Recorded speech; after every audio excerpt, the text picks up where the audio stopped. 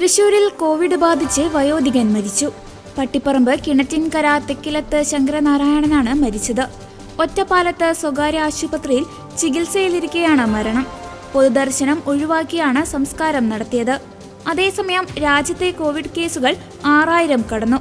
ഇന്നലെ വരെയുള്ള കണക്കനുസരിച്ച് 6133 കോവിഡ് കേസുകൾ റിപ്പോർട്ട് ചെയ്തുവെന്ന് കേന്ദ്ര ആരോഗ്യ മന്ത്രാലയം വ്യക്തമാക്കി. രാജ്യത്ത് കഴിഞ്ഞ 24 മണിക്കൂറിനിടെ 6 മരണങ്ങൾ റിപ്പോർട്ട് ചെയ്തിട്ടുണ്ട്. ഇതിൽ 3 കേസുകളും കേരളത്തിലാണ്. കോവിഡ് കേസുകൾ ഏറ്റവുമധികം റിപ്പോർട്ട് ചെയ്യുന്ന സംസ്ഥാനം കേരളമാണ്. നിലവിൽ 1950 ആക്റ്റീവ് കേസുകളാണ് കേരളത്തിൽ റിപ്പോർട്ട് ചെയ്തിരിക്കുന്നത്. ഗുജറാത്ത്, വെസ്റ്റ് ബംഗാൾ, ഡൽഹി, മഹാരാഷ്ട്ര, കർണാടക എന്നിവിടങ്ങളിലും കോവിഡ് കേസുകൾ കൂടുതലാണ്.